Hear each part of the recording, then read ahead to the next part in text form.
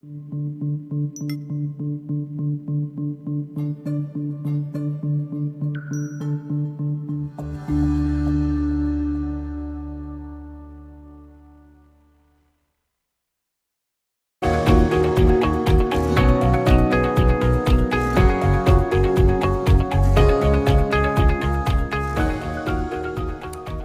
to CEO Money. I'm Michael Yorba. Thanks for joining with us. All right, I have Kristin Morrison, founder of Six Figure Pet Business Academy.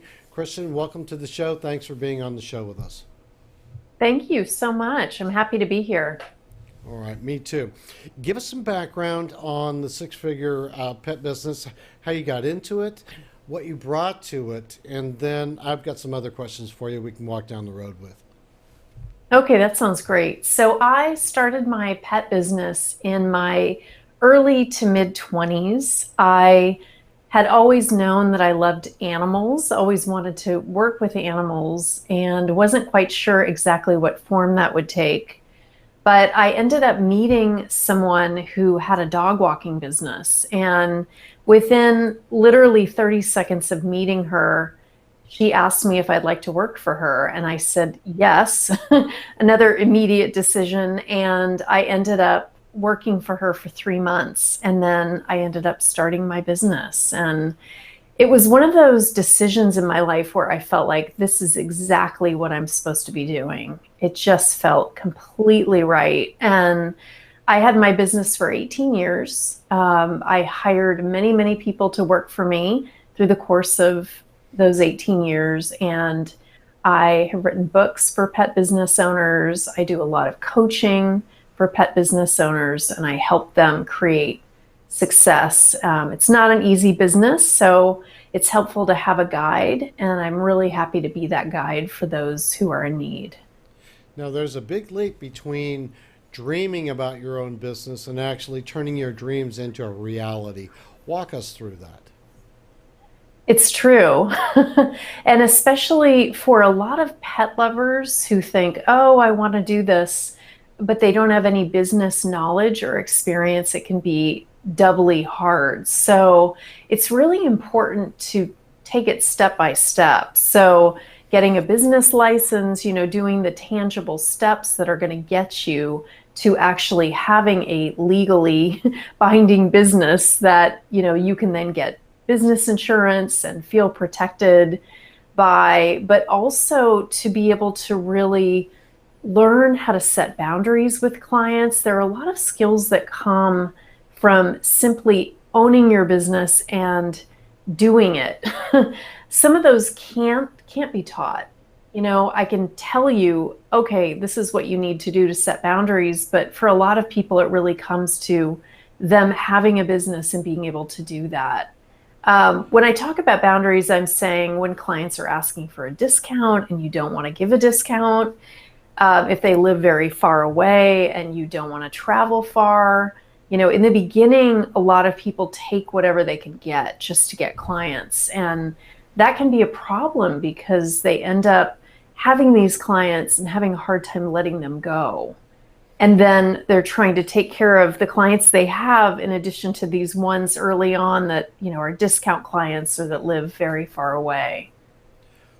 One of the things that you do is you help guide people to connect with new business opportunities virtually. Walk us through that. So yes, I do. So are you saying in terms of meeting Authentic clients? business connections that you reach out to and bring into your environment virtually.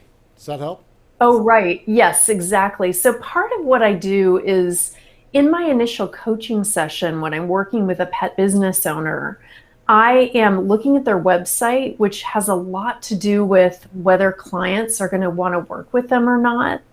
For a lot of clients, it starts with the website, and websites can be as important as the clothes we're wearing.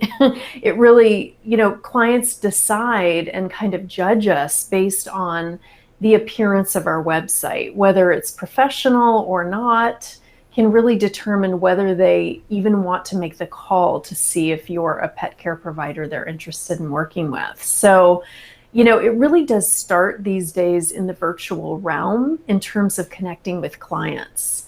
And I also advise pet business owners who have clients reach out or prospective clients reach out via email to really pick up the phone and give them a call. There's something very powerful about clients hearing your voice, being able to really get a sense of who you are through your voice. It's very old-fashioned, but it works. And it also can be incredibly powerful if perhaps your prices are higher than your competitors. They can really hear you and your confidence level in terms of stating that you are worth what you're charging, which can be very hard to convey through email. I agree, 100%. I do like the personal touch. It's always worked with me.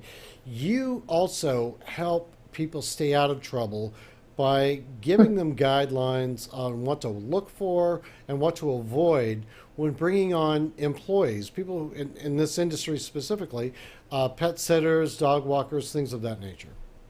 I do. Yeah. One of the products that I have for pet business owners, and they don't necessarily need to buy this from me, they can create their own, but it's something that I used in my own hiring process, which is called an application packet. And basically, it's a very lengthy packet. It's about 8 pages that prospective hires fill out before they even are considered to be able to work for that company. And when I had this and I had my own company, one of the questions was on the application packet, list 3 words that best describe why you would make a great pet sitter or dog walker. And what I found is if somebody put 3 sentences or a paragraph, they weren't paying attention. And written notes are very important. A lot of clients have written notes. So this application packet is really kind of a barometer for whether this person is going to actually follow directions. That's one facet of it.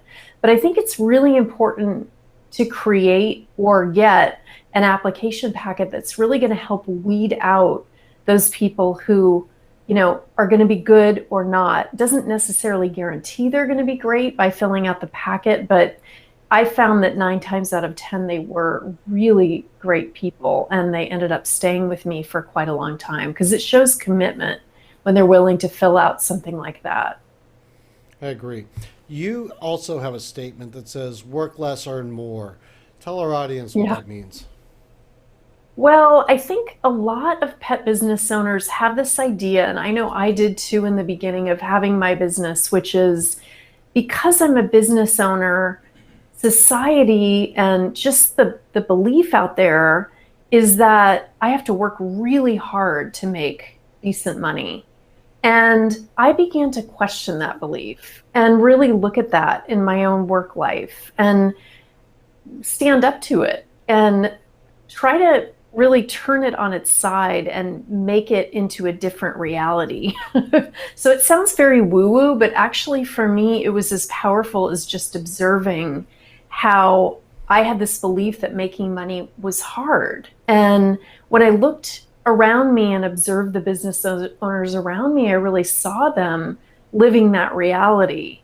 And I didn't have a role model that could exemplify what making money as being easy could be. And I had to be my own role model to create that.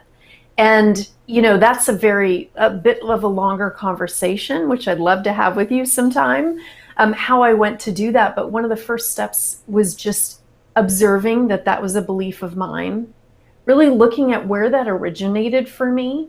Part of it was the societal belief that if you're a business owner, you have to work really hard. That's kind of ingrained in our society. Most people believe that about business owners. And looking at, well, what if that's not true? What would my life look like if that wasn't true? And beginning to really create actions that would really look at that and I would turn my back on that belief. So, raising my rates, having a lot of fear around raising my rates, but a simple act of raising rates can begin to help you make more money without doing more work. That's one example of creating a different reality. Is that part of what you mean by being able to work outside of your comfort zones? Yes, for me, it's more of a mental mindset of working outside of the comfort zone than it is about physically working outside of the comfort zone. Because it's easy to get into the belief that is all around us, wherever we look. And it doesn't necessarily need to be that way. So I see I froze up a little bit there. That's okay. All right, Kristin, I really want to thank you for being our guest on today's show, and I look forward to our next conversation. Thank you, Michael. I appreciate it. You're welcome. All right, you've been watching CEO Money with Michael Yorba. Thanks for joining with us. Like us on Facebook, follow us on Twitter, and don't forget, download our new app, CEO Money, on iOS and Android.